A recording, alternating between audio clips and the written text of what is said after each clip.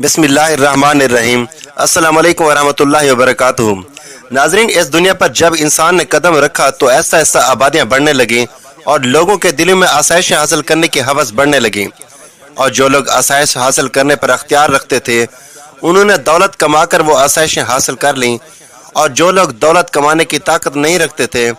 उन्होंने दौलत हासिल करने के मुख्तलिफ तरीके अपनाने शुरू कर दिए,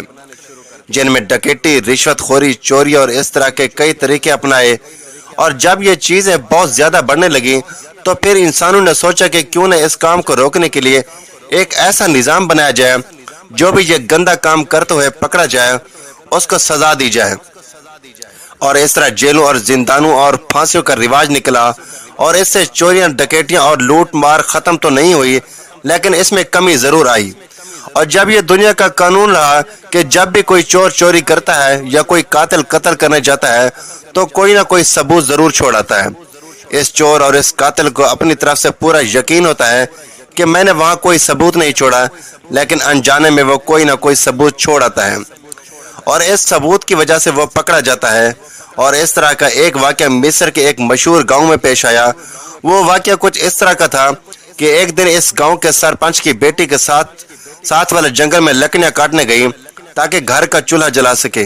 लेकिन इसके साथ कोई भी सिपाही या मुहाफिज मौजूद ना था। वो गांव बहुत पुराना था और आज तक इस गांव वालों को किसी किस्म का खतरा महसूस ना हुआ, लिहाजा इस गांव की हिफाजत के लिए बहुत ही कम तादाद में सिपाही मौजूद थे। तमाम गांव वाले मिलकर खाते पीते, शादी के मौके पर पूरे गांव को सजाया जाता और वो एक दूसरे के दुख सुख में बराबर के शरीक होते। अगर किसी की बेटी को रुखसत करना होता तो सारे गांव वाले मिलकर चंदा करके गरीब की बेटी को रुखसत करते और इस तरह वो गांव खुशी खुशी जिंदगी गुजार रहा था। लेकिन एक दिन ऐसा हुआ कि गांव के सरपंच की बेटी जंगल में लकड़ियां काटने के लिए गई। जैसे ही वो सरपंच की बेटी लकड़ियां काटने में मसरूफ हुई तो अचानक पीछे से किसी आदमी ने उसके मुंह पर नशावर कपड़ा फेंक दिया, और वो नशा इतना तेज था कि सरपंच की बेटी पीछे देखने से पहले बेहोश हो गई और 1 घंटे के बाद उसे होश आया। और इस 1 घंटे के दौरान वो आदमी सरपंच की बेटी के साथ ज्यादती करता रहा। और जब वो नौजवान लड़की होश में आई तो साथ वाले दरख्त के तने पर लिखा हुआ था कि इतनी देर लुत्फ देने का बहुत शुक्रिया, लेकिन मैं नहीं लेना चाहता था क्योंकि मैंने कभी जिंदगी में किसी का एहसान नहीं रखा और इसके लिए मैं तुम्हें सोने के सिक्के देकर जा रहा हूँ, लिहाजा ये सिक्के तुम अपने पास रख लेना और इस बात का जिक्र किसी से नहीं करना, वरना पूरे गांव की बदनामी होगी। और तुम्हारा बाप तो इस गांव का सरपंच है, वह लोगों के दरमियान कैसे बैठेगा। जब सरपंच की बेटी ने अपने कपड़ों को देखा तो वो सारे कपड़े फटे हुए थे, उसके चेहरे से लेकर पांव तक पसीना ही पसीना था, वो खौफ से कांप रही थी। इसने साथ ही में रखे हुए कपड़े से अपना जिस्म लपेटा और वो सिक्के उठाकर सीधा काजी साहब के पास गई, क्योंकि उससे डर था कि अगर मुजरिम पकड़ा ना गया तो मेरा बाप ये काम बर्दाश्त नहीं कर सकेगा। लेकिन जैसे ही वो काजी साहब के पास पहुंची तो उसने काजी साहब को सारी सूरत हाल से आगाह किया। तो काजी साहब इस सरपंच की बेटी को चुपके से लेकर उस जगह आ गया और उस दख्त के ऊपर लिखाई देखी और सिक्कों का मुआयना किया, लेकिन वहां पर कोई भी ऐसा सबूत नहीं मिला जिसको देखकर पता चल सके कि कौन इसके पीछे था। काजी बड़ा परेशान हुआ क्योंकि सरपंच के इस गांव वालों पर इतने एहसानात थे कि काजी दिल में यह सोच रहा था कि जब इस बात का पता सरपंच को चलेगा तो उसे कितना दुख होगा कि जिसने अपनी सारी जिंदगी इन गांव वालों के लिए वक्फ कर दी, आज गांव वालों ने उसे यह सिला दिया कि उसकी इज्जत को ही दागदार कर दिया। काजी साहब इस जंगल में मौजूद था। इतने में काजी साहब का एक सिपाही आया और कहा, हजूर सुल्तान सलाउद्दीन अयूबी रहमतुल्लाह अलैह का काफिला यहाँ से गुजर रहा है और हमारी इतलात के मुताबिक सुल्तान सलाउद्दीन का काफिला हमारे गांव में जरूर रुकेगा। जब यह बात उस काजी साहब ने सुनी तो वह बुजुर्ग दौड़ता हुआ सुल्तान सलाउद्दीन अयूबी रहमतुल्लाह अलैह के काफिले के आगे जा पहुंचा और हाँकते हुए काजी साहब को जब सुल्तान सलाउद्दीन ने देखा तो कहा, बाबा जी आप कौन हैं और यहाँ क्या करने आए हैं। तो इस काजी साहब ने कहा, सुल्तान मुअज़्ज़म, बेशक आप मुझे नहीं जानते हैं लेकिन हम आपको अच्छी तरह जानते हैं। सुल्तान मुअज़्ज़म, आप कई दिनों के सफ़र से आ रहे हैं, अगर आप आज के दिन हमारे गांव में आराम फरमाने तो ये हमारे लिए खुशी का बायस होगा और ये एहसान हम आपका ज़िंदगी भर नहीं भूलेंगे। काजी साहब ने सुल्तान सलाउद्दीन अयूबी रहमतुल्लाह अलैह को अपने गांव में ले गया और सुल्तान के लिए बड़े बड़े खानों का एहतमाम किया गया।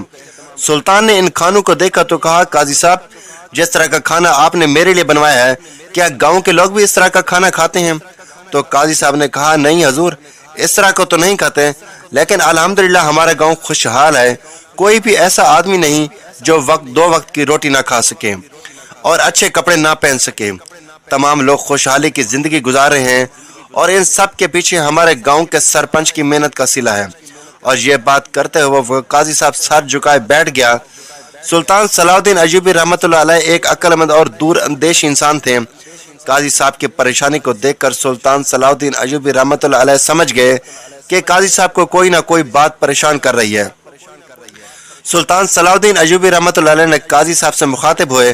اور کہا، قاضی صاحب آپ نے ہماری مہمان نوازی کی، ہمیں بہت اچھا لگا، لیکن اگر آپ ہمیں اپنی پریشانی کے بارے میں بتا دیں تو ہمیں اور بھی اچھا لگے گا۔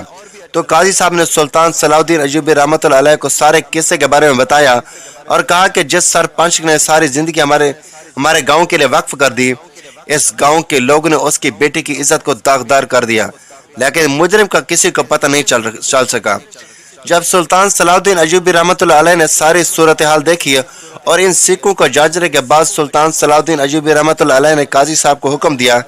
کہ کل صبح عدالت کے احاطے میں تمام گاؤں والوں کو جمع کیا جائے اور میں عدالت لگاؤں گا اور دیکھتے ہیں کہ مجرم کہاں تک بھاگ سکتا ہے۔ جب یہ بات سلطان صلاح الدین ایوبی رحمۃ اللہ علیہ نے کہی تو قاضی خوشی سے جھوم اٹھا اور کہا، سلطان معظم اس بات میں کوئی شک نہیں کہ اب سرپنچ کی بیٹی کو ضرور انصاف ملے گا۔ صبح ہوئی تو سلطان صلاح الدین ایوبی رحمۃ اللہ علیہ قاضی صاحب اور سرپنچ صاحب قاضی کی عدالت میں پہنچ گئے۔ سلطان صلاح الدین ایوبی رحمۃ اللہ علیہ نے قاضی کے سپاہیوں کو حکم دیا کہ جاؤ اور وہ تنے کا ٹکڑا کاٹ کر لاؤ جہاں پر وہ مجرم غلیظ الفاظ لکھ کر گیا ہے۔ کچھ لمحوں کے بعد سلطان صلاح الدین ایوبی کے سامنے اس تنے کا ٹکڑا پیش کیا گیا جس پر اس مجرم نے غلیظ الفاظ لکھے تھے۔ اب سلطان صلاح الدین ایوبی رحمۃ اللہ علیہ نے باری باری تمام گاؤں والوں سے چند الفاظ لکھوائے، لیکن کسی کی بھی لکھائی وہاں میچ نہ ہوئی۔ سلطان بڑا حیران ہوا کہ اگر یہ لکھائی کسی گاؤں والے مرد کی نہیں تو پھر مجرم شاید کسی باہر کا ہو سکتا ہے، لیکن پھر سلطان کے دماغ میں ایک ترکیب آئی کہ یہ لکھائی کسی عورت کی تو نہیں ہو سکتی، لہٰذا کوئی اور ترکیب سوچنی چاہیے۔ اور تھوڑی دیر سوچنے کے بعد سلطان صلاح الدین ایوبی رحمۃ اللہ علیہ نے سپاہیوں کو حکم دیا کہ ایک بڑا سا کڑھا لے کر آؤ۔ قاضی کے سپاہی دوڑتے ہوئے گئے اور بہت بڑا کڑھا لے کر آ گئے۔ سلطان صلاح الدین ایوبی نے قاضی صاحب کے سپاہیوں کو حکم دیا کہ جاؤ اور کنویں سے پانی بھر کر اس کڑھا میں ڈالو اور اس کے نیچے آگ جلاؤ۔ اور اس کے بعد سلطان صلاح الدین ایوبی رحمۃ اللہ علیہ نے ان گاؤں والوں کو کہا کہ جس سرپنچ نے اپنی جوانی تمام گاؤں والوں کے لیے وقف کر دی اور تمہیں کہاں سے کہاں لے گیا، اور آج تم وہی گاؤں والوں نے اس کی عزت کو داغدار کر دیا، بتاؤ تمہارا کیا انجام ہونا چاہیے۔ تمام گاؤں والے سر جھکائے کھڑے ہو گئے اور آپس میں کہنے لگے کہ اب سلطان صلاح الدین ایوبی کھولتے ہوئے کڑھا میں ڈالے گا اور ہمیں عبرت کا نشان بنائے گا، اور آپس میں کہنے لگے کہ ہم اسی کے لائق ہیں۔ سرپنچ نے اپنی زندگی ہمارے لیے وقف کی، ہم اس کی بیٹی کی عزت کی حفاظت نہ کر سکیں۔ اور اسی طرح تمام گاؤں والے آپس میں ایک دوسرے کو کوس رہے تھے۔ پھر سلطان صلاح الدین ایوبی رحمۃ اللہ علیہ نے وہی سونے کے سکے اٹھائے اور اس کڑھا میں ڈالے اور اس کھولتے ہوئے پانی کو بڑے غور سے دیکھنے لگا۔ جب یہ گاؤں والوں نے منظر دیکھا تو بڑے حیران ہوئے کہ سلطان صلاح الدین ایوبی کیا کرنا چاہتا ہے، لیکن دوسری طرف انہیں یہ بھی معلوم ہوا کہ سلطان صلاح الدین ہمیں اس کڑھا میں نہیں ڈالے گا۔ اب سلطان صلاح الدین ایوبی رحمۃ اللہ علیہ نے قاضی صاحب کو کہا، قاضی صاحب اس گاؤں میں کتنے قصاب گوشت فروخت کرتے ہیں؟ تو قاضی صاحب نے کہا، سلطان معظم 2 قصاب ہیں، ان میں ایک تو بہت بوڑھا ہے اور دوسرا جس نے 2 سال پہلے یہ قصاب کا کام شروع کیا ہے، اس کا نام نظام الدین ہے، جبکہ اس بوڑھے کا نام ریاض ہے۔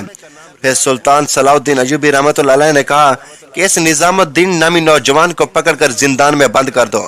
اور اس کو اتنا مارو کہ اس کی ہڈی پسلی ایک کر دو، اور جب اپنا جرم کا اقرار کرے تو ہمیں بتانا۔ تمام گاؤں والے بڑے حیران ہوئے کہ سلطان صلاح الدین ایوبی نے کیسے معلوم کر لیا کہ وہ قصاب مجرم ہے۔ تمام گاؤں والوں نے سلطان صلاح الدین ایوبی سے عرض کی کہ حضور ہمیں بتایا جائے کہ آخر آپ نے کیسے مجرم کو پکڑا۔ تو سلطان صلاح الدین ایوبی رحمۃ اللہ علیہ نے کہا، جب میں نے سونے کے سکوں کو دیکھا تو ان پر چکناہٹ سی تھی، لیکن اپنا شک دور کرنے کے لیے میں نے اس کو کھولتے ہوئے پانی میں ڈالا تو اس پر موجود چکناہٹ گرم ہو کر پانی کی تہہ پر آ گئی، اور مجھے یقین ہو گیا کہ جب سرپنچ کی بیٹی کے ساتھ زیادتی کرنے والا نوجوان سکے رکھ کر گیا ہے وہ قصاب کا کام کرتا ہے جو ابھی ابھی تازہ گوشت بنا کر آیا ہے اور قاضی صاحب سے معلوم کرنے پر پتہ چلا کہ یہاں تو صرف 2 قصاب کام کرتے ہیں